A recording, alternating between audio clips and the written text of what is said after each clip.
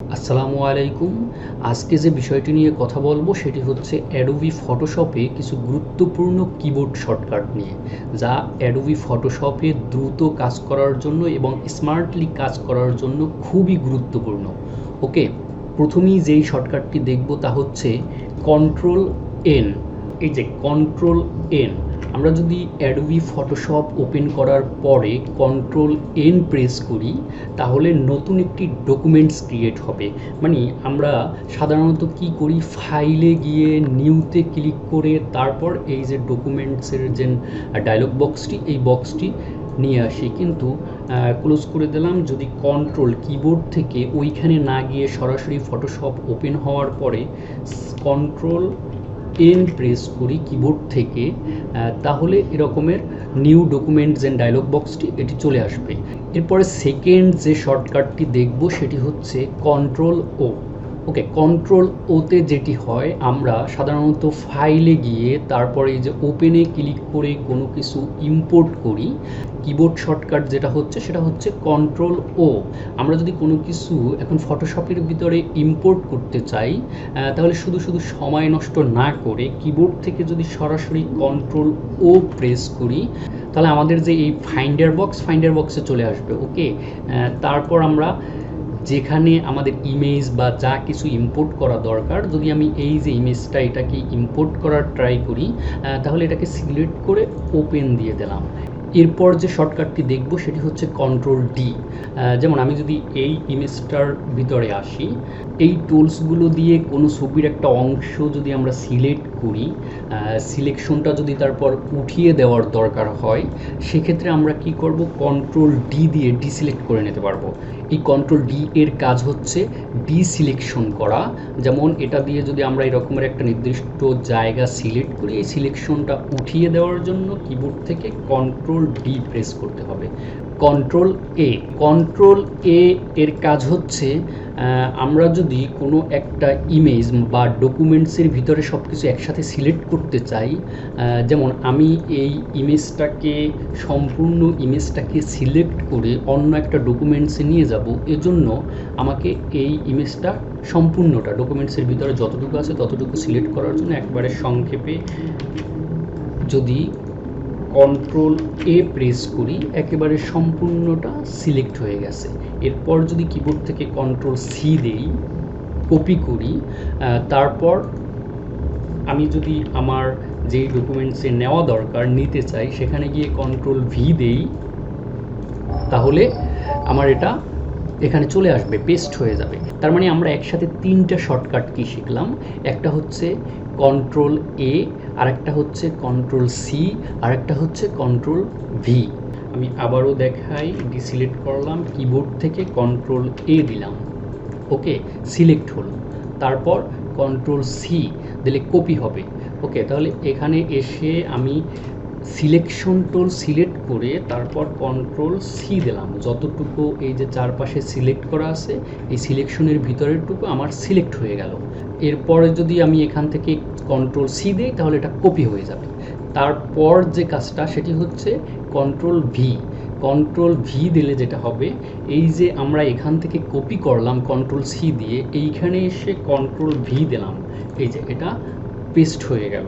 ওকে, লেয়ারটা নিচে নামিয়ে দেই, পেস্ট হয়ে গেল। তাহলে আমরা পরপর তিনটা টুলস শিখলাম, একটা হচ্ছে কন্ট্রোল এ, আরেকটা হচ্ছে কন্ট্রোল সি, আরেকটা হচ্ছে কন্ট্রোল ভি। এরপরে যে শর্টকাট কিটি দেখব সেটি হচ্ছে কন্ট্রোল এক্সের যে কাজ সেটি হচ্ছে আমরা যে এইমাত্র ইমেজটাকে কন্ট্রোল এ দিয়ে টোটাল সিলেক্ট করলাম, এটাকে কন্ট্রোল সি দিয়ে কপি করে কন্ট্রোল ভি দিয়ে পেস্ট করলাম। এখন কন্ট্রোল এক্স এটির কাজ হচ্ছে যদি আমরা এটাকে কপি না করে সম্পূর্ণ এখান থেকে কাট করে নিয়ে যেতে চাই, যে এখানেও আর থাকবে না, সেক্ষেত্রে কন্ট্রোল এক্স প্রেস করলে একেবারে এই জায়গাটা ফাঁকা হয়ে যাবে, সম্পূর্ণ ইমেজটা আমার হাতে চলে আসছে। এখন যেইখানে আমি ইমেজটাকে নিব এখানে এসে কন্ট্রোল ভি দেব। ওকে, এই যে, তাহলে কন্ট্রোল এক্স এটির কাজ হচ্ছে কাট করা। এরপরে যে শর্টকাট কিটি শিখবো সেটি হচ্ছে কন্ট্রোল এস এর কাজ হচ্ছে আমরা যখন ফটোশপে কাজ করি, মানে আমি একটা ইমেজ এডিটিং করে ঠিক এই যে এখন যতটুকু কাজ এই ডকুমেন্টসের ভিতরে করেছি এটাকে যদি সেভ দিতে চাই তাহলে হচ্ছে কন্ট্রোল এস। ওকে, কন্ট্রোল এস দিলে ফাইন্ডারটা আসবে, এখানে লোকেশন সিলেক্ট করে নাম, ফাইলের নাম দিয়ে দেব, নাম দিয়ে দিলাম, পিক দিয়ে দিলাম। তারপর আমরা যেই ফরম্যাটে সেভ দিতে চাইবো, যেমন সেভ অ্যাজ টাইপ, আমরা যদি ফটোশপ ফাইল সেভ দিই কিংবা এখানে জেপিজি আকারে যদি সেভ দিতে চাই তাহলে এখানে এই যেই ফরম্যাটটা দিব আর কি, এই ফরম্যাটটা এখান থেকে সেভ অ্যাজ টাইপ থেকে এখান থেকে যে কোনোটা দিই সিলেক্ট করে দেব, দেন এখান থেকে সেভে ক্লিক করে দেব। ওকে, তাহলে কন্ট্রোল এস হচ্ছে সেভ করা, কোনো একটা প্রজেক্ট বা কোনো একটা ডকুমেন্ট সেভ করা। এরপরে যে শর্টকাটটি দেখব সেটি হচ্ছে shift plus control plus S. Okay, এটার কাজ হচ্ছে সেভ অ্যাজ, যেমন আমরা ফাইলে গিয়ে মাঝে মাঝে সেভ অ্যাজ, এই ডকুমেন্টসটা যেমন সেভ করা আছে, এখন যদি আমরা আরও অন্য কোথাও সেভ দিতে যাই তখন সেভ অ্যাজ এটাতে ক্লিক করতে হয়। এটাতে ক্লিক না করে সরাসরি যদি আমরা কিবোর্ড থেকে shift plus control plus S এটাতে ক্লিক করি তাহলে সরাসরি এরকমের ফাইন্ডারে চলে আসবে। এখান থেকে আমরা লোকেশন সিলেক্ট করে তারপর জেপিজিতে হোক বা ফটোশপে হোক যেই ফাইলই যেই ফরম্যাটেই আমরা সেভ দেব দিয়ে নিতে পারবো। ওকে, এরপরে যে শর্টকাটটি দেখব সেটি হচ্ছে কন্ট্রোল পি। ওকে, কন্ট্রোল পি এর কাজ হচ্ছে আমরা যদি ফটোশপ থেকে কোনো কিছু প্রিন্ট করতে চাই তাহলে কন্ট্রোল পি প্রেস করলেই সরাসরি প্রিন্ট অপশনটি চলে আসবে। ওকে, আমরা প্রেস করে দেখি কিবোর্ড থেকে কন্ট্রোল পি প্রেস করলাম, এই যে এখানে চলে আসছে প্রিন্ট করার। আমার যদি প্রিন্টার কম্পিউটারের সাথে সেট করা থাকে তাহলে এখান থেকে প্রিন্টের অপশনগুলো সেট করে তারপর প্রিন্ট দিয়ে দেব। ওকে, তাহলে এরপরে আমরা যে শর্টকাটটি দেখব সেটি হচ্ছে কন্ট্রোল জেড। কোনো একটা কাজ করার পরে হঠাৎ করে যদি দেখি যে না কাজটা ভুল হয়ে গেছে তাহলে সেটার জন্য ব্যাকে যাওয়ার জন্য, যে কোনো একবার ব্যাকে যাওয়ার জন্য কন্ট্রোল জেড, যেমন আমি যদি এই যে সিলেকশন টুল সিলেক্ট করে এখানে এতটুকু সিলেক্ট করলাম, এখন মনে হচ্ছে যে এই সিলেকশনটা করাটা ঠিক হয় না, তখন কন্ট্রোল জেড দিলাম। ওকে, কন্ট্রোল জেড দেওয়ার পরে এখান থেকে সিলেকশনটা চলে গেছে, কিন্তু সেকেন্ড বার যদি আবার কন্ট্রোল জেড দিই তাহলে এটা আবার ব্যাকে চলে আসবে। মানে প্রথমবার কন্ট্রোল জেড দিলে ব্যাকে চলে যাবে, আবার সেকেন্ড বার কন্ট্রোল জেড দিলে ফরওয়ার্ড হবে, আবার যেটা ছিল ওইটা আবার চলে আসবে। ওকে, এভাবে যতবার ক্লিক করব, প্রথমবার কন্ট্রোল জেড দিলাম চলে গেছে, আবার কন্ট্রোল জেড দিলাম চলে আসছে, আবার কন্ট্রোল জেড দিলাম চলে গেছে, আবারও যদি কন্ট্রোল জেড দিই তাহলে আবার চলে আসবে। Okay, control alt Z. Control alt জেডের যেটি কাজ সেটি হচ্ছে যে আমরা বারবার মানে একসাথে অনেকবার যদি পিছনে যেতে হয় সেক্ষেত্রে আমরা কন্ট্রোল অল্টার জেড ব্যবহার করব। মাল্টিপল আন্ডো করার জন্য আমরা কন্ট্রোল অল্টার জেড ইউজ করব। যেমন আমি যদি প্রথমবার এখানে একটা বক্স নিলাম, তারপর লিসো টুলস দিয়ে আরও একটা সিলেকশন দিলাম, ভার্টিক্যাল মার্কিউ টুল দিয়ে আরেকটা দিলাম সিলেকশন, এই যে একসাথে তিনটা সিলেকশন দিলাম। এরপরে যদি মনে করি যে না আরও দিব, এটাকে সিলেক্ট করে তারপর আরও একটা সিলেকশন দিলাম, এই যে পরপর চারটা সিলেকশন দিলাম। এখন আমার মনে হচ্ছে যে এগুলো একটাও দরকার নেই, সেক্ষেত্রে আমি কি করব, ব্যাকে যাব। ব্যাকে যাওয়ার জন্য বারবার ব্যাকে যাওয়ার জন্য কন্ট্রোল অল্টার জেড। ওকে, তাহলে কিবোর্ড থেকে control alt Z, control alt চেপে ধরে রেখে জেড একবার ক্লিক করলাম, একটা চলে গেছে, আবার একবার ক্লিক করলাম তার আগেরটা চলে গেছে, আবার একবার ক্লিক করলাম এটা চলে গেছে, আবার একবার ক্লিক করলাম একদম চারটাই চলে গেছে। ওকে, তাহলে আমরা কন্ট্রোল অল্টার জেড এটার কাজ হচ্ছে বারবার ব্যাকে যাওয়ার জন্য, মানে আন্ডো করার জন্য। এরপরে যে শর্টকাটটি দেখব সেটি হচ্ছে shift control Z. Shift plus control plus Z এটার কাজ হচ্ছে আমরা যে কাজগুলো এইমাত্র এখানে করলাম, মানে আন্ডো করলাম যে চারটা অপশন, এই চারটা অপশনকে আবার যদি ব্যাকে ফিরিয়ে আনি বা মানে রিডো করা, বারবার মাল্টিপল রিডো যখন করব তখন shift plus control plus Z. যেমন আমি যদি এখন শিফট কন্ট্রোল জেড একবার দিলাম একটা চলে আসছে, দ্বিতীয়বার দিলাম দ্বিতীয়টা চলে আসছে, তৃতীয়বার দিলাম তৃতীয়টা চলে আসছে, 4বার যখন দিলাম চতুর্থটা চলে আসছে। ওকে, তাহলে রিডো করার জন্য যেটা করতে হবে shift plus control plus Z press করতে হবে। এরপরে যে টুলসটি আমি দেখব সেটি হচ্ছে কন্ট্রোল টি। কন্ট্রোল টি এর কাজ হচ্ছে একটু আমরা যদি এই জায়গায় এই যে ইমেজটা এই ইমেজটা অনেক বড়, এটাকে যদি ইমেজটাকে যদি আমি ছোটো করতে চাই তাহলে আমাকে ইমেজটাকে সিলেক্ট করতে হবে, মানে এটাকে রিসাইজ করার জন্য যে সিলেকশনটা করার জন্য যে শর্টকাট কিটা ব্যবহার করতে হবে সেটা হচ্ছে কন্ট্রোল টি। দেখেন কন্ট্রোল টি দেওয়ার পরে এই যে ছবিটা অনেক বড় ছিল এটা সিলেক্ট হয়ে গেছে, মানে এটাকে ছোট করার জন্য আমি যে কোনো এক সাইটে গিয়ে তারপরে এটাকে টান দিয়ে এভাবে ছোট করে নিলাম। এই যে রিসাইজ করার জন্য যে কোনো একটা অবজেক্ট বা যে ইমেজ রিসাইজ করার জন্য এটাকে যে সিলেক্টটা করতে হবে সেটা হচ্ছে কন্ট্রোল টি। কন্ট্রোল টি দিলেই এভাবে চারপাশে একটা ইমেজ সিলেক্ট হয়ে যাবে। ওকে, তাহলে কন্ট্রোল প্লাস টি এর কাজ হচ্ছে ফ্রি ট্রান্সফর্ম, মানে এটাকে বড় ছোট করার জন্য ফ্রি ট্রান্সফর্ম করার জন্য কন্ট্রোল প্লাস টি এই শর্টকাটটি ইউজ করতে হবে।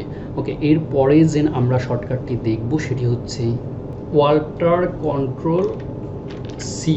ওয়াল্টার কন্ট্রোল সি এটার কাজ হচ্ছে এই যে আমাদের ক্যানভাসটা ডকুমেন্টসটা এটাকে যদি আমরা রিসাইজ করতে চাই, মানে এটাকে যদি বাড়াতে কমাতে চাই তাহলে যেই অপশনটায় যেতে হবে সেই অপশনটাতে যাওয়ার জন্য আমাদের alt plus control plus C keyboard থেকে যদি আমি প্রথমে ওয়াল্টার চেপে ধরলাম, তারপর কন্ট্রোল চেপে ধরে রেখে সিতে প্রেস করলাম, এই যে ক্যানভাস রিসাইজ করার জন্য যে ডায়লগ বক্সটি এই ডায়লগ বক্সটি এখানে চলে আসছে। এখন আমরা ইচ্ছা করলে হাইট ওয়াইট এটার মাপ চেঞ্জ করে এটাকে আমরা রিসাইজ করে নিতে পারবো।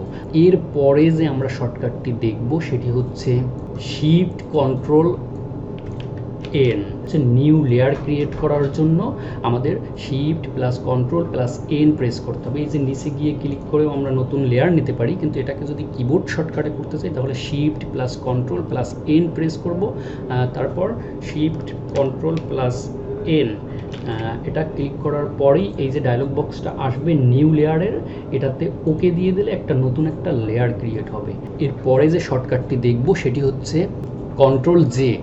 কন্ট্রোল জে এর কাজ হচ্ছে যে কোনো লেয়ার আমাদের এখান থেকে লেয়ার প্যানেল থেকে যদি কোনো লেয়ারকে কপি করতে হয়, মানে মাল্টিপল লেয়ার করতে হয়, যেমন আমার এই যে কন্ট্রোল জে লেখা এই লেয়ারটা এই যে লেয়ার প্যানেলে কন্ট্রোল জে এই লেয়ারটাকে যদি আমি মাল্টিপল করতে চাই, মানে আরও একটা কপি পেস্ট করে বাড়াতে চাই, তাহলে এই লেয়ারটা সিলেক্ট করে যদি আমি কিবোর্ড থেকে কন্ট্রোল চেপে ধরে তারপর জে প্রেস করি এই লেয়ারটা ডাবল হয়ে যাবে। এই যে এই একটা লেয়ার এই কন্ট্রোল জে এটাকে কপি করে কন্ট্রোল জে কপি, এই যে এটার উপর টান দিয়ে বের করলি দুইটা লেয়ার হয়ে গেছে। ওকে, তাহলে কন্ট্রোল প্লাস জে এর কাজ হচ্ছে লেয়ার কপি করা। এরপরে যে শর্টকাটটি দেখব সেটি হচ্ছে ওয়াল্টার প্লাস কন্ট্রোল প্লাস জি।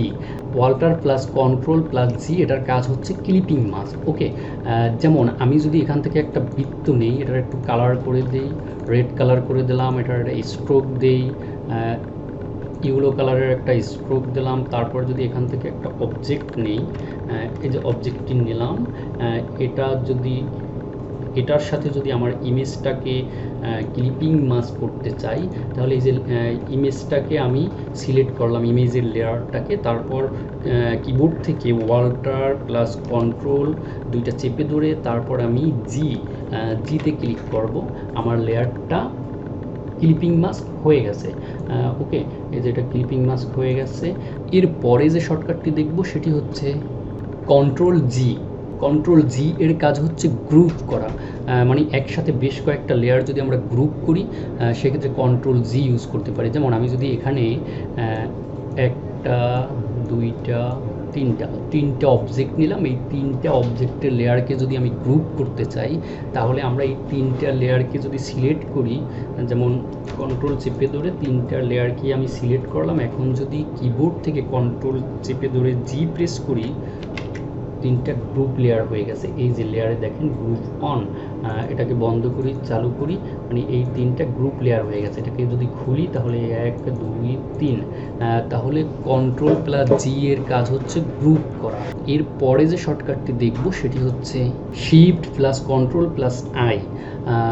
Shift+Ctrl+I এর কাজ হচ্ছে ইনভার্স করা, মানে আমি যদি কোনো একটা ইমেজের কোনো একটা অংশ যদি সিলেক্ট করি, যেমন আমি যদি এখানে আসি, এই ইমেজটাতে আসলাম, ইমেজটাতে যদি আমি এখান থেকে এই যে ইলিপ্টিক্যাল মার্কিং টুলস এটা দিয়ে যদি এই ইমেজের নির্দিষ্ট একটা অংশ সিলেক্ট করি, যেমন আমি যদি এটার এই যে চোখের যে অংশটা, এটাকে যদি সিলেক্ট করি, ওকে, এই চোখটাকে সিলেক্ট করলাম। এখন তারপর যদি সিলেকশন টুল সিলেক্ট করি, শুধুমাত্র এই চোখটা কেটে যাবে। ওকে, তাহলে যতটুকু সিলেক্ট আছে ততটুকু কেটে যাবে। এরপর হচ্ছে